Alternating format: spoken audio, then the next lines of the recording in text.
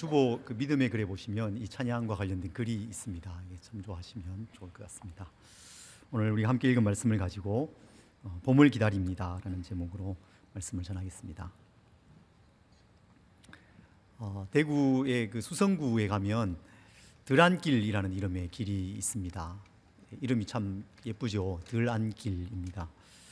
제가 서울로 오기 전에 살았던 곳이 그 들안길과 그리 멀지 않은 곳에 있었습니다. 그 수성구 그 들판 안으로 길게 뻗어져 있는 그런 길이어서 붙은 이름입니다. 지금은 들판은 다 사라졌고요. 주변에 그냥 이렇게 먹거리 타운이 형성돼 가지고 길 양가로 식당들만 가득하게 이렇게 있는 그런 길입니다. 그 들판이 그 들이 일제강점기 이상화 시인이 쓴 빼앗긴 들에도 봄은 오는가라는 그 시의 배경이 되는 들판입니다. 그 시에 보면 가르마 같은 논길을 따라 꿈속을 가듯 걸어만 간다 그런 식구가 있잖아요. 거기 그 가르마 같은 논길, 그게 그 길이 바로 그 지금의 들안길입니다. 그 들안길은 끝으로 이렇게 쭉 가면 수성못이라는 그 저수지와 이렇게 다 있습니다. 그리고 그 수성못 입구에 가면 이상화 시인이 쓴 빼앗긴 들에도 봄은 오는가라는 그 시비가 세워져 있습니다. 그 시의 첫 구절은 아주 강렬한 질문으로 시작되죠. 지금은 남의 땅, 빼앗긴 들에도 봄은 오는가. 그리고 그 시인이 이제 그 들판을 이렇게 거닐면서 보게 되는 것들, 이런 것들을 가운데서 봄을 기다리는 그런 내용들이 이렇게 쭉 나오고요. 맨 마지막에는 첫 구절과 짝을 이루는 구절이 있습니다. 이렇게 시가 마무리됩니다. 그러나 지금은 들을 빼앗겨 봄조차 빼앗기겠네. 그 참 서름과 안타까움, 또 봄을 간절하게 기다리는 그 마음, 또 봄을 되찾고야 말겠다는 그런 그 강렬한 의지, 그런 게 그 시에 이렇게 담겨져 있지 않습니까? 오래전에 쓰여졌고 또 오래전에 우리가 배웠던 시입니다. 그런데 이 시가 생각난 것은 이상화 시인이 그렇게 갈구했던 그 봄은 이미 우리에게 왔죠. 70여 년 전에 이미 우리에게 왔습니다. 그러나 오늘 우리는 여전히 봄을 기다리는 사람이구나 하는 그런 생각을 했기 때문입니다.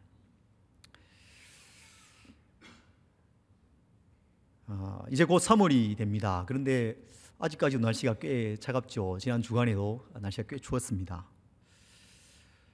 우리 사회가 또 긴 겨울을 지금 보내고 있습니다. 겨울을 나기에 촛불은 충분하게 따뜻하지는 않았던 것 같습니다. 참 진통을 겪고 있죠. 그래서 우리는 봄을 기다리고 있습니다. 봄이 곧 오겠구나 그런 기대도 또 하고 있습니다. 우리 사회는 또 이렇게 봄이 올 것을 우리가 기대하고 있지만 이 땅의 교회는 어쩌면 아직 봄이 참 멀구나 그런 생각도 해보게 됩니다. 여러 가지 이런 들려오는 소식들, 교회의 모습들을 보면서 어쩌면 더 깊은 침체 속으로, 어쩌면 더 추운 겨울 속으로 들어가고 있는 것이 아닐까, 그런 생각을 합니다. 우리는 어떤 의미에서건 봄을 기다리는 사람들입니다. 오늘 우리는 함께 읽은 이 말씀 가운데서 봄을 기다리는 또 한 사람, 마치 그 이상화 시인이 봄을 기다리면서 노래했던 것처럼 간절하게 봄을 기다리는 한 사람을 이렇게 만나게 됩니다. 봄을 기다리는 사람, 하나님의 위로를 기다리는 사람, 느헤미야입니다. 느헤미야라는 그 이름이 하나님의 위로라는 그런 뜻을 가지고 있습니다. 느헤미야는 BC 445년경에 페르시아 수산궁에서 살았던 사람입니다. 586년에 예루살렘이 함락됨으로 인해서 바벨론 포로기가 시작이 되었죠. 그리고 538년경에 스룹바벨을 지도자로 한 첫 기환이 있었습니다. 그리고 그보다 꽤 오랜 시간이 더 지난 후에 58년경 아닥사스다 왕 7년에 에스라가 중심이 되어서 2차 귀환이 있게 됩니다. 그리고 2차 귀환이 있은 후 13년쯤 지났을 때 아닥사스다 왕 20년, 그때 지금 느헤미야에게 어떤 일이 일어난 것입니다. 아무튼 이 느헤미야는 예루살렘이 함락된 시대, 그래서 고국을 떠나서 페르시아 또 바벨론 여러 나라들의 이 유다 백성들이 흩어져 살아가던 그 시대, 이스라엘의 그 긴 역사 가운데 보면 겨울이라고 할 수 있는 그 시기에 이 사람이 살았다는 것입니다. 또 그의 시대가 이렇게 겨울 또 암울한 시대였을 뿐만 아니라 실제로 계절이 겨울이었습니다. 1절 말씀에는 아닥사스다 왕 20년 기슬르월에 그렇게 시작되고 있죠. 기슬르월은 오늘날로 하면 11월, 12월의 중간쯤 됩니다. 이제 막 차가운 바람이 불어오고 겨울이 시작되는 그런 시기인 것입니다. 페르시아는 지금의 이란을 중심으로 터키 지방, 소아시아 지방이죠. 또 이쪽으로는 인도까지 그 영역을 확장해 갔던 아주 큰 나라였습니다. 더운 나라죠. 여름이나 겨울이나 다 더운 나라, 그렇게 우리가 생각합니다. 그런데 이 건조기후 지역의 겨울을 만만하게 보시면 안 됩니다. 정말 춥습니다. 제가 인도에 있었잖아요. 3년 정도 있었는데 우리가 느끼기에는 많이 추운 날씨가 아니죠. 그런데 그곳 사람들은 이 겨울 콜드 시즌이 되면 두꺼운 옷을 입습니다. 외투 같은 걸 이렇게 입고요. 지금 여러분 입고 계시는 정도의 옷을 입습니다. 그리고 털로 짠 모자, 그런 걸 아침 저녁으로 이렇게 쓰시는 분도 있어요. 춥습니다. 간혹은 저체온증으로 얼어 죽는 거잖아요. 간혹 그렇게 죽는 분도 있습니다. 페르시아에는 여러 곳에 이 왕궁이 있었습니다. 제일 많이 알려져 있는 곳이 바벨론이죠. 그리고 바벨론만큼이나 오히려 바벨론 이상으로 왕들이 많이 거주했던 그 왕궁이 앙메나라는 왕궁입니다. 지금의 엑바타나라는 그 도시인데 거기에 왕들이 많이 기거했습니다. 그곳은 해발 1800m 이상 되는 이 고지에 형성된 도시였거든요. 그래서 여름에 시원하고 쾌적했습니다. 그래서 왕들이 여름에는 대부분이 앙메나에서 지냈습니다. 그래서 그 앙메나에 가면 다리오 왕이나 아닥사스다 또 아하수에로 이런 왕들의 무덤이 지금도 있습니다. 그런데 겨울이 되면 상황이 달라지는 거죠. 1800m 고지에 있는 그 도시가 얼마나 춥겠습니까? 바람이 불어오고 춥습니다. 난방이 없잖아요. 돌로 된 이런 바닥에 생활하는데 엄청나게 추운 거죠. 그래서 왕들이 그 추위를 피해서 수산궁으로 피난을 와서 살았습니다. 그래서 수산궁은 겨울궁으로 알려져 있습니다. 지금 기슬르월 11월, 12월 추운 겨울에 이 아닥사스다 왕이 수산궁으로 겨울을 피해서 와 있는 것이죠.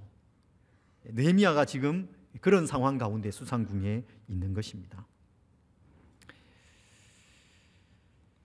그런데 그 수산궁의 느헤미야에게 예루살렘으로부터 한 소식이 전해지게 됩니다. 그 소식은 느헤미야를 더 꽁꽁 얼어붙게 만들었습니다. 그 따뜻한 수산궁도 느헤미야로부터 찾아온 그 소식으로부터 보호해 주지는 못했습니다. 얼어 죽을 지경이 된 것이죠. 형제들 중 하나인 그 하나니라는 사람이 느헤미야를 찾아옵니다. 그리고 소식을 전해주는데 사로잡힘을 면하고 남아있는 그 백성들, 예루살렘에 있는 그 백성들이 그 지방 거기에서 큰 환난을 당하고 능욕을 받고 있다라는 소식이었습니다. 또 그와 더불어서 예루살렘 그 도성은 성이 허물어지고 성문들은 불타고 없어졌다는 것입니다. 13년쯤 전에 이 포로 공동체의 사람들이 에스라를 중심으로 예루살렘으로 귀환을 합니다. 이 사람들이 마음에 꿈을 가졌죠. 가서 예루살렘 공동체를 다시 세울 꿈을 가졌습니다. 성전 제사를 회복시킬 그런 꿈을 가졌습니다. 말씀 운동에 대한 꿈을 에스라가 품었습니다. 그래서 그렇게 가는 과정 가운데 하나님의 선한 손의 도우심을 그들이 많이 경험했습니다. 참 하나님의 놀라운 역사 가운데 그 일이 이루어졌고 공동체가 어느 정도 회복되기도 했습니다. 그런데 그 일이 만만치가 않았습니다. 그 이스라엘 공동체 내에 이방 여인들을 과의 그런 결혼이나 이런 여러 가지 심각한 문제들이 많이 있었습니다. 그래서 에스라서에 보면 에스라가 그것을 가지고 스트럭을 하면서 이방 여인들을 돌려보내기도 하는 그런 내용들을 우리가 읽을 수 있죠. 꿈과 기대를 가지고 그들이 귀환했지만 여러 가지 상황 속에서 그들이 씨름해야 했고 그 상황은 점점 더 악화되어 갔던 것으로 보입니다. 성은 허물어지고 성문은 불타버렸고 그 성에 살고 있던 사람들은 혼란과 능욕을 당하는 그런 상황에 있었던 것입니다. 그 소식이 지금 느헤미야에게 전해진 것이죠. 느헤미야는 에스라의 귀환에 함께 하지는 못했습니다. 그러나 그들을 위해서 기도하고 응원하고 또 예루살렘의 회복을 사모하면서 기대했던 그런 사람이었던 것이죠. 그런데 그에게 찾아온 소식이 그가 그토록 간절하게 소망했던 예루살렘의 회복이 아니라 예루살렘의 황폐함이었습니다. 백성들의 그 공동체가 세워졌다는 소식이 아니라 그 백성들이 능욕을 당하고 환난을 당한다는 그런 소식을 듣게 된 것입니다. 아닥사스다 왕 20년 기슬르월, 느헤미야에게 찾아온 겨울이었습니다. 그 겨울에 느헤미야가 봄을 기다립니다. 인내로 그가 봄을 기다리고 있습니다. 그는 무엇보다도 봄이 어디로부터 오는지를 알고 있습니다. 봄이 누구로부터 오는지, 그 봄이 어떻게 오는 것인지 그가 알고 있습니다. 그래서 하나님께 기도하고 있는 것이죠. 하나님을 바라보는 기도, 하나님께 집중하는 기도를 그가 하고 있습니다. 4절과 5절에 이렇게 말씀하고 있죠. 내가 이 말을 듣고 앉아서 수일 동안 울고 수일 동안 슬퍼하며 하늘의 하나님 앞에 금식하며 기도하여 이르되 하늘의 하나님 여호와 크고 두려우신 하나님이여 주를 사랑하고 주의 계명을 지키는 자에게 언약을 지키시며 긍휼을 베푸시는 주여 간구하나이다. 그가 기도하고 있습니다. 하늘의 하나님께 그가 기도하고 있습니다. 자신이 안고 있는 이 문제, 그들의 공동체가 가지고 있는 이 문제, 그것을 주관하시는 분이 하나님이시라는 사실을 인정하고 있는 것이죠. 이것은 포로 공동체가 가지고 있었던 중요한 신앙이었습니다. 그들이 비록 예루살렘이 멸망하고 이방 땅에 와서 그렇게 흩어져서 살아가고 있지만 그 모든 것을 주관하시는 분이 하나님이시다라고 그들이 믿고 있었죠. 하늘의 하나님께서 인간 나라를 다스리시고 왕들을 세우기도 하시고 폐하기도 하시고 나라를 세우기도 하시고 폐하기도 하신다. 그것이 다니엘이 가지고 있었던 믿음이고 포로 공동체들이 가지고 있었던 믿음입니다. 그것을 오늘 우리는 이 느헤미야에게서도 찾을 수 있는 것입니다. 바벨론과 메대와 페르시아 온 세상을 다스리시는 분이시고 통치하시는 분, 그분이 하늘의 하나님이시다라고 그가 인정하고 있는 것입니다. 그는 크신 하나님을 바라보고 있습니다. 하나님은 크신 분이시죠. 하늘과 땅을 지으신 분이시고 그 모든 것들보다 더 크신 하나님이십니다. 이 피조 세계보다 더 크신 왕이시죠. 무엇보다도 우리가 안고 살아가는 그 문제보다 하나님이 더 큰 분이십니다. 느헤미야가 안고 있던 그 문제보다 하나님이 더 크신 분이심을 그는 인정하고 있습니다. 여러분, 큰 바위 앞에 이렇게 가까이에 가서 서 있다고 한번 생각해 보십시오. 그러면 세상에 그것보다 더 큰 게 없습니다. 다른 건 아무것도 안 보이죠. 그것만 보입니다. 우리에게 있는 문제가 그런 것이죠. 문제가 갑자기 내 앞에 이렇게 탁 다가오면 그 문제가 엄청나게 커 보입니다. 그것이 나를 다, 내 존재를 다 삼킬 것처럼 그렇게 생각이 됩니다. 그러나 한 걸음 물러서 보십시오. 별로 크지 않죠. 그것은 그보다 더 큰 것들이 눈에 들어오는 것입니다. 하나님이 크신 분이시다. 느헤미야가 그것을 바라보고 있는 것입니다. 두려우신 하나님을 그는 바라보고 있습니다. 하나님은 거룩하신 분이시죠. 거룩함에 완전하신 분이십니다. 죄악을 참아 보지 못하시는 분. 그래서 그 앞에 서기를 정말로 두려워해야 하는 그런 분이십니다. 그는 언약의 하나님을 바라보고 있습니다. 하나님은 언약의 하나님, 말씀하신 것을 지키시는 신실하신 하나님이시죠. 그것이 하나님께서 하시는 일의 방식입니다. 말씀하시고 그 말씀에 따라서 모든 일들을 진행해 가시는 분이십니다. 긍휼을 베푸시는 분, 하나님의 그 백성들을 정말로 사랑하시고 그를 사랑하고 그의 계명을 지키는 자에게 긍휼을 베푸시는 분, 그렇게 하나님을 바라보고 있습니다. 제가 최근에 몇 권의 이 기도에 관한 책을 좀 동시에 이렇게 한꺼번에 이렇게 읽었습니다. 좀 제 기도가 좀 새로워지기를 간절히 원하고 좀 기도에 좀 자라가기를 원해서 차례대로 뭐 이렇게 읽지 않고 그냥 막 동시에 이렇게 확 읽었습니다. 그런데 그 가운데 이 빌 하이벨스의 책 너무 바빠서 기도합니다라는 그 책이 있잖아요. 그 책의 한 부분이 참 저에게 실제적인 이런 도움을 주었습니다. 그 빌 하이벨스가 우리의 기도가 더 균형 있고 또 더 깊어지기를 위해서 액츠 기도라는 그 기도를 제안을 합니다. 액츠 기도, 이 사실 우리가 전혀 모르는 이야기는 아닙니다. 이미 알고 있는 것이죠. 액츠, ACTS에서 A는 adoration, 찬미입니다. 찬미. 하나님께 집중하고 하나님이 어떤 분이신지를 생각하고 그분을 높여드리는 것입니다. 하나님의 속성과 성품, 하나님께서 하신 일들, 그것을 말하는 것이죠. 그 찬미를 통해서 우리는 내가 지금 기도하는 분이 어떤 분이신가, 나의 기도를 들으시는 분이 어떤 분이신가를 생각하게 되는 것입니다. 분명히 하게 되는 것입니다.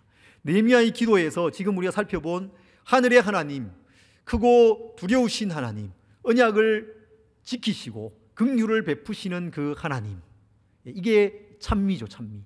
느헤미야의 기도 속에 찬미가 정말 풍성하게 나타나고 있습니다. 그의 문제가 아주 크고 지금 그 문제로 인해서 그가 울고 슬퍼하고 자리에 주저앉아 있지만 그 문제로 바로 들어가지 않습니다.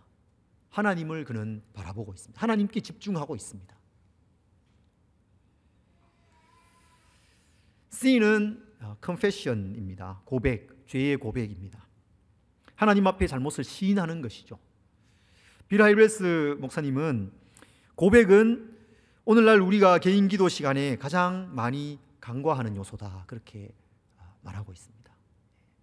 간과하는 요소, 그냥 이렇게 스킵하고 지나가는 거죠. 바로 우리의 문제로 그냥 직행해버립니다. 또 죄를 고백하긴 하지만 구체적으로 정말 실제적으로 내 자신의 내면과 마음의 동기를 이렇게 살피면서 죄를 고백하는 것이 아니라 그냥 이렇게 두루뭉실하게 그냥 이렇게 한 덩어리로 그냥 이렇게 처리해 버리죠. 알고 지은 죄, 모르고 지은 죄까지 그냥 한꺼번에 그냥 처리해 버립니다.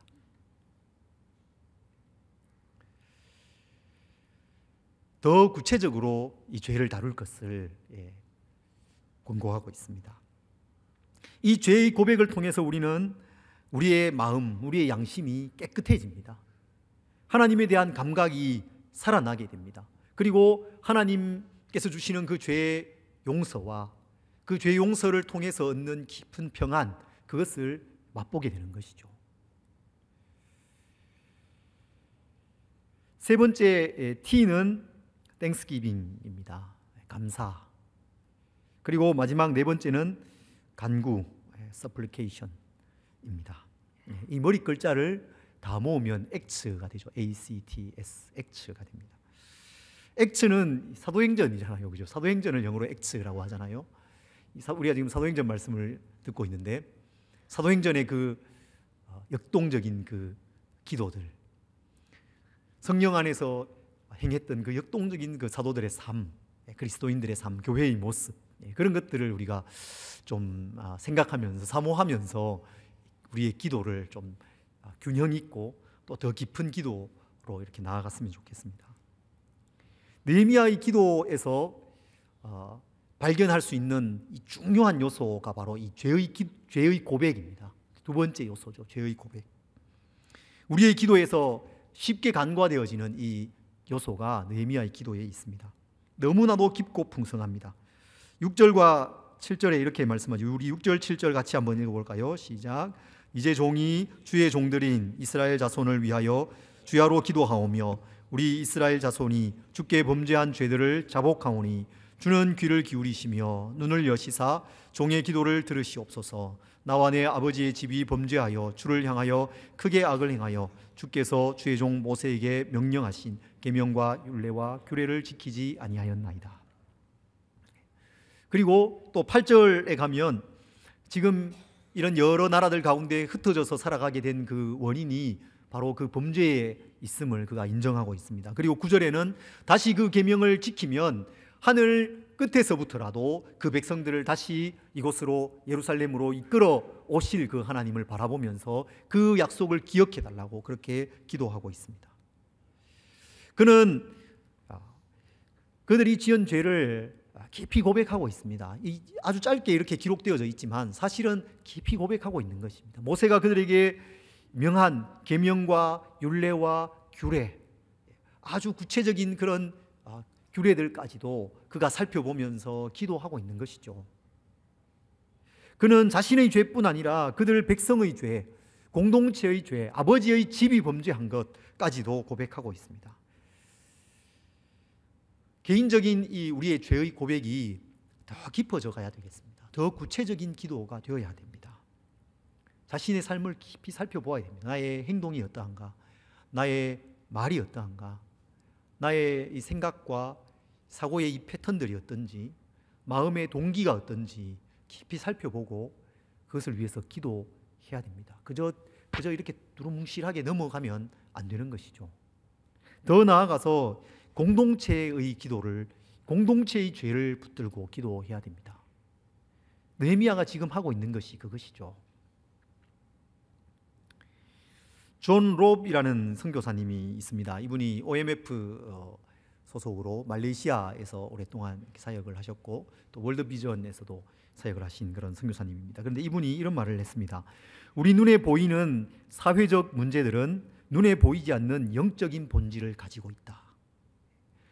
눈에 보이는 이런 여러 가지 문제들이 있지 않습니까? 그런데 그 문제들은 그 문제가 전부가 아니라는 것이죠. 그 문제의 그 이면에 있는 더 본질적인 문제, 더 본질적인 것들을 가지고 있다. 영적인 본질을 가지고 있다. 그렇게 말했습니다. 느헤미야에게 지금 눈에 보이는 문제는 다분히 사회적인 문제입니다. 예루살렘 성문이 불타고 성벽이 회파된 것, 그래서 백성들이 능욕과 환난을 당하고 있는 것이죠. 그런데 그 문제들의 그 이면에 있는 영적인 부분은 무엇입니까? 그들이 가지고 있는 범죄입니다. 그것이 더 중요한 것입니다. 여러분, 이 시대에 우리 사회가 많은 문제들을 가지고 있죠. 특별히 우리가 지금 이 탄핵 심판과 관련하여서 이 일이 어떻게 진행될 것인가 많은 관심을 가지고 있고, 또 이 문제와 관련하여서 우리 사회가 갈등과 또 대립을 이렇게 보이고 있는 그런 상황 가운데 있습니다. 그런데 이 문제들이 그것만이 다가 아니라는 거죠. 그 이면에 있는 더 깊은 문제들, 영적인 문제, 본질들을 가지고 있습니다. 그것을 우리의 기도 속에 기도하고 또 특별히 회개해야 되는 것입니다. 거짓이 있죠, 거짓. 우리 사회가 이 거짓이 판치는 이런 사회가 되어져 있지 않습니까? 지난 연말에 이 옥스퍼드 사전 편찬하는 그 곳에서 2016년의 단어를 선정했습니다. 매년마다 그 해의 단어를 이렇게 선정하잖아요. 근데 2016년의 단어로 이 옥스퍼드에서 포스트 트루스라는 이 단어를 선정했습니다. 여러분 이 단어를 들어보신 적이 있으실 것입니다. 탈진실의, 좀 어렵게 번역하면 그렇고요. 좀 쉽게 번역하면 진실이 중요하지 않은 그런 뜻입니다. 진실이 중요하지 않다는 것이죠. 사람들이 객관적인 사실보다 자신의 그 감정이나 신념 그런 것에 따라서 행동하고 행동을 선택한다는 것입니다. 그게 잘 드러난 것이 미국 대통령 선거였습니다. 트럼프 미국 대통령이 선거 과정에서 공약이나 주장들 이렇게 내세울 때 거기에 거짓말들이 굉장히 많았다고 그러죠. 그런데 그 수많은 거짓말에도 불구하고 미국 국민들이 트럼프를 선택했잖아요. 진실이 중요하지 않다는 것입니다. 우리 사회도 다르지 않습니다. 최근에 우리가 많이 듣고 있는 단어 중에 하나가 가짜 뉴스죠. 가짜 뉴스. 뉴스라는 말은 진실한 것이고 우리가 신뢰할 수 있는 것이다, 이런 의미가 있잖아요. 우리가 그렇게 알고 있었잖아요. 그런데 가짜 뉴스라는 것입니다. 신문의 형식을 가지고 있고 뉴스의 어떤 형식을 가지고 있지만 거기에 거짓이 다 담겨 있다는 것입니다. 그런 가짜 뉴스들이 우리 사회에 그냥 이렇게 넘쳐나고 있는 상황입니다. 청문회에서도 거짓말을 합니다. 심지어는 법정에서도 거짓말을 하는 것을 우리는 보고 있습니다. 거짓이 판치는 세상, 거짓이 이 사회 곳곳에 사람들의 이 몸에 막 그냥 덕지덕지 붙어 있는 것 같은 그런 느낌을 갖게 됩니다. 여러분, 그 배후에 뭐가 있습니까? 사탄이 있는 것이죠. 사탄은, 마귀는 처음부터 살인한 자요, 진리가 그 속에 없으므로 진리에 서지 못하고 거짓을 말할 때마다 제 것으로 말하나니 이는 그가 거짓말쟁이요 거짓의 아비가 되었습니다. 예수님께서 말씀하셨죠. 사탄이 거짓말장이고 원래부터 거짓말장이입니다. 거짓을 자기 것으로 말합니다. 거짓의 아비입니다. 그 모든 거짓된 이 일들 배후에 사탄이 있는 것입니다. 이 거짓의 죄를 회개해야 되는 것입니다. 여러분, 우리의 삶 속에 그런 요소들이 있을 수 있습니다. 진실하게 말하지 않고 그저 모호하게 말하는 이런 태도를 우리가 가지고 있을 수도 있고, 거짓말하는 것을 아주 심각하게 생각하지 않고 그냥 대충 이렇게 하는 그런 태도를 우리가 가지고 있을 수 있습니다. 회개해야 되는 것이죠. 진리를 말하고 분명하게 정직하게 말하는 그런 삶의 습관들을 훈련해 가야 됩니다. 거짓을 버려야 하는 것입니다. 또 거짓과 연관되어 있지만 조금 다른 측면의 문제가 있는데 죄에 대한 무감각입니다. 양심이 무뎌져 있는 것이죠. 죄를 죄로 여기지 않습니다. 나라 전체를 뒤흔들어 놓는 이런 문제가 지금 이렇게 발생했는데 거기에 대해서 내가 잘못했다고 이렇게 말하는 사람이 없습니다. 시켜서 했다고 그러고 좋은 뜻으로 했다고 그러고 고백하지 않습니다. 죄를 고백하지 않습니다. 그 마음이 죄에 대해서 무감각한 것이죠. 굳어져 있는 것입니다. 제가 예전에 읽었던 그 글 가운데 어느 일본 의사가 2차 대전 때 생체 실험에 이렇게 참여했던 그런 의사가 쓴 글을 읽어본 적이 있습니다. 이 의사가 자기가 그 생체 실험을 한 거예요. 뭐 어쩔 수 있겠습니까? 하라 하니까 했겠죠. 그런데 그 나중에 그것을 돌아보면서 자기가 고백하기를 그 생체 실험을 시킨 그 사람들, 일본 그 제국주의자들이 무서운 것이 아니라 그 생체 실험을 하면서도 아무 감각 없이 그것을 했던 자기 자신이 무섭다, 그런 말을 했습니다. 여러분, 그런 것 아닙니까? 이 시대의 이 죄에 대한 이 무감각, 이게 여러분 섬뜩하지 않습니까? 두려운 것 아니겠습니까? 하나님의 진노가 불의로 진리를 막는 사람들의 모든 경건하지 않음과 불의에 대하여 하늘로부터 나타난다, 그렇게 사도 바울이 경고했지 않습니까? 하나님의 그 진노가 이 죄에 대해서 무감각하고 거짓된 이 세상을 향해서 하나님께서 오늘도 그 진노를 쏟아붓기로 하시면 그냥 쏟아부어지는 것, 그것이 우리 이 사회의 모습이 아니겠습니까?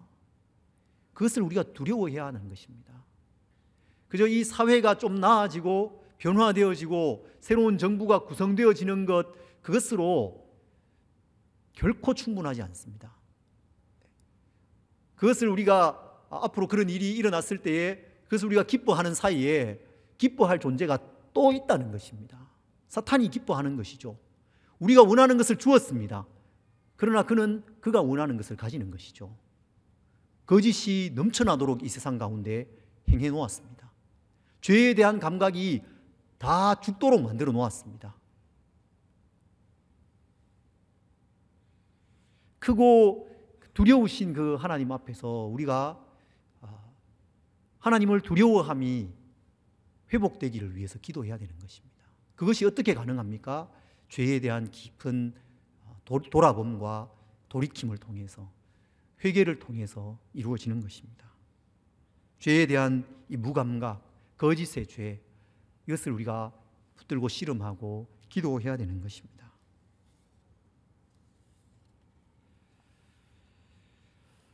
느헤미야의 기도는 간구로 이어집니다. 그의 간구는 그다지 길지 않습니다. 11절 한 절에 그냥 한 문장으로 요약할 수 있는 그런 간구를 하죠. 그런데 가장 핵심적인 간구입니다. 그냥 잡다한 것을 구하지 않습니다. 우리의 기도와 참 다르지 않습니까? 우리는 우리의 간구로, 우리의 문제로 그냥 직행해서 그게 뭔지도 모르는 간구를, 잡다한 것들을 하나님 앞에 쏟아놓을 때가 참 많은데, 느헤미야는 하나님을 바라보고 죄를 고백하고 간구는 아주 짧게 핵심적인 것을 구하고 있습니다. 그 핵심적인 것이 무엇입니까? 하나님의 나라입니다.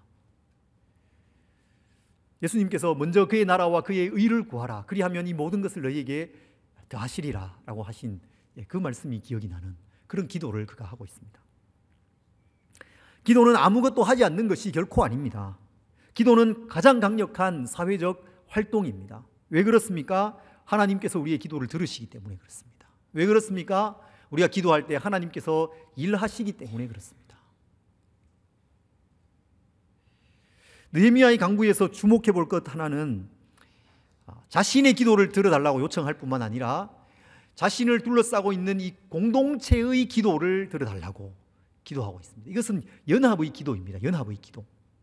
11절을 한번 보십시오. 주여 구하오니 귀를 기울이사 종의 기도와 주의 이름을 경외하기를 기뻐하는 종들의 기도를 들으시고, 종의 기도를 들어달라고 말할 뿐 아니라 주의 이름을 경외하기를 기뻐하는 종들의 기도를 들으시고, 그렇게 기도하고 있습니다.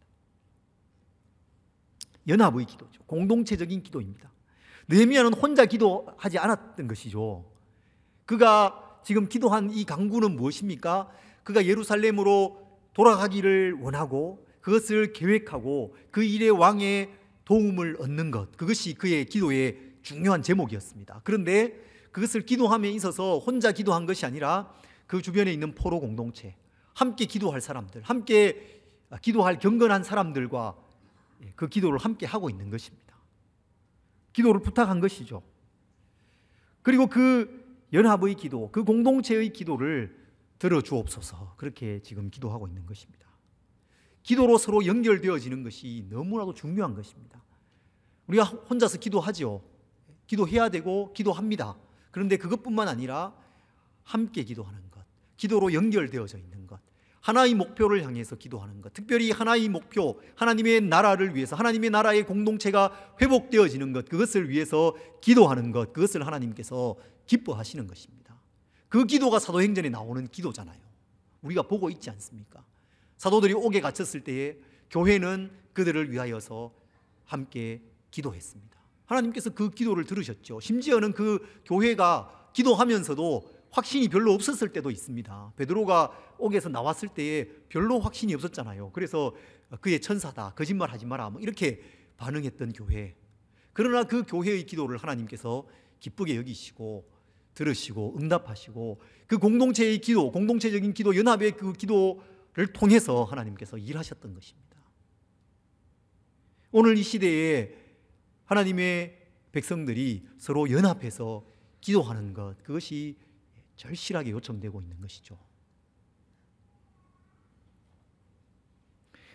11절에 느헤미야는 이렇게 기도합니다. 오늘 종이 형통하여 이 사람 앞에서 은혜를 입게 하옵소서.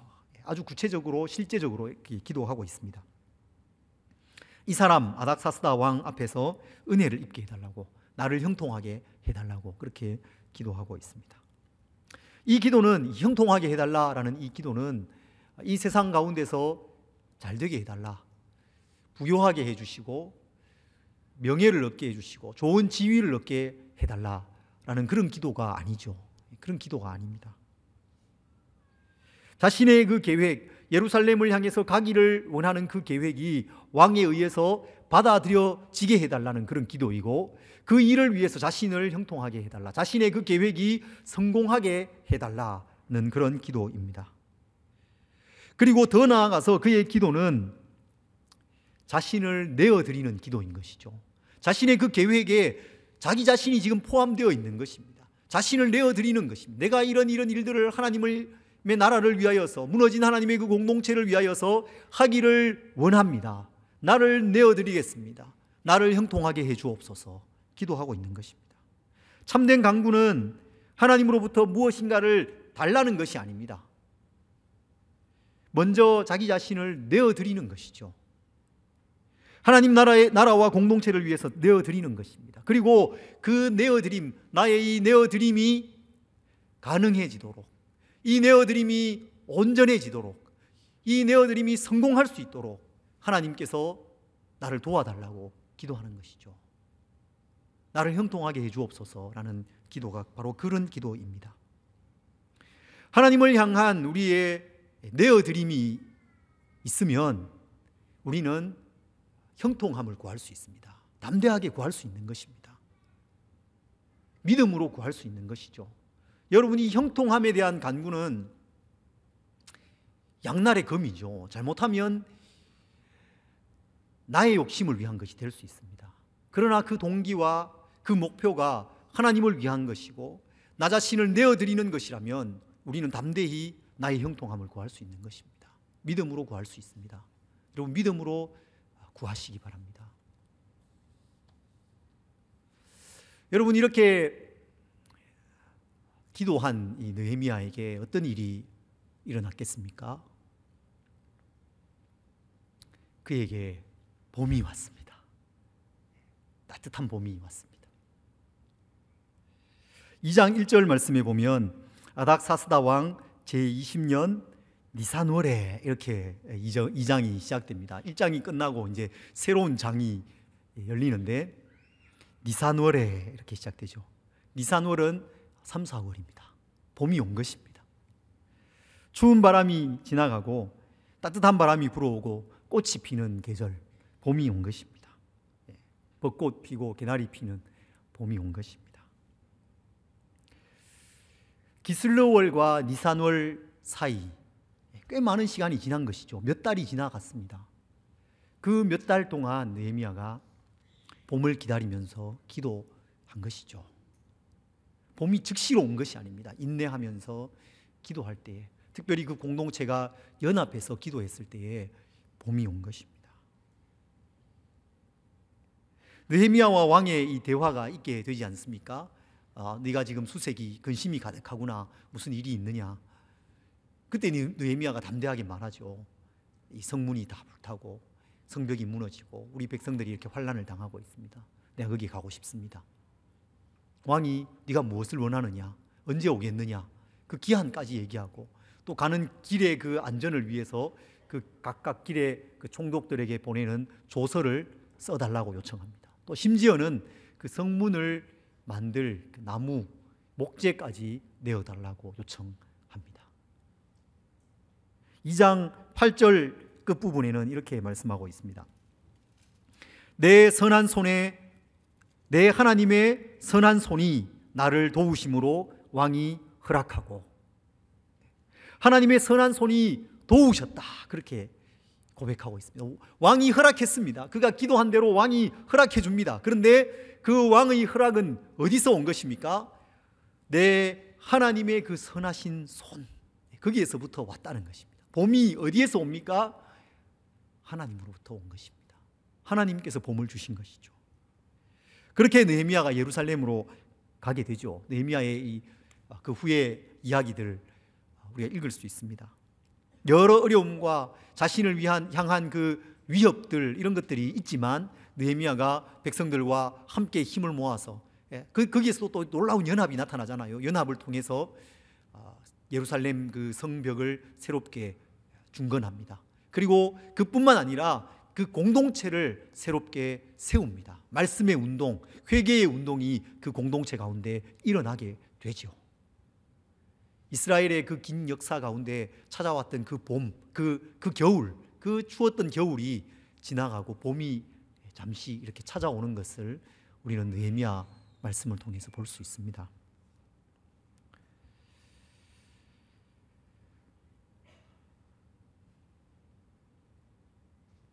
우리는 봄을 기다리는 사람들이지요. 주께서 주시는 그 봄을 우리는 기다리고 있습니다. 인내의 그 기도로 겨울을 보내는 사람이 봄을 맞이하는 사람입니다. 봄을 맞이할 수 있습니다. 그 사람에게 봄은 반드시 오는 것입니다. 계절의 이 봄은 며칠 지나면 이제 별 수 없이 추운 바람이 이렇게 지나가고 따뜻한 바람이 불어올 것입니다. 꽃이 피겠죠. 개나리도 피고 벚꽃도 필 것입니다. 그러나 우리 사회의 봄은 좀 다를 수 있습니다. 땅의 교회의 봄은 전혀 다를 수 있습니다. 우리의 영혼의 봄은 다를 수 있는 것이죠. 그냥 오는 것이 아닙니다. 하나님에게로부터 하나님을 바라보는 사람, 하나님께 집중하는 사람, 하나님께 자신의 죄를 깊이 고백하면서 나아가는 사람, 자신의 죄뿐만 아니라 그 공동체의 죄를 가지고 아파하면서 기도하는 그 사람, 더 나아가서 자신을 내어드리는 헌신의 사람, 연합하여서 기도하는 그 기도의 공동체, 그곳에 하나님의 봄이 임하는 것입니다. 여러분, 하나님께서 우리에게 주실 그 봄을 사모하시기 바랍니다. 기다리시기 바랍니다. 하나님께서 기도하는 우리에게 하나님의 그 봄을 허락해 주실 줄 믿습니다. 그 하나님의 봄이 우리 가운데 임하기를 간절히 사모하고 또 축복합니다. 이 시간 함께 찬양하겠습니다. 찬송가 266장입니다. 주의 피로 이룬 샘물 참 깊고 넓도다. 준비하신 헌금도 하나님 앞에 드리도록 하겠습니다.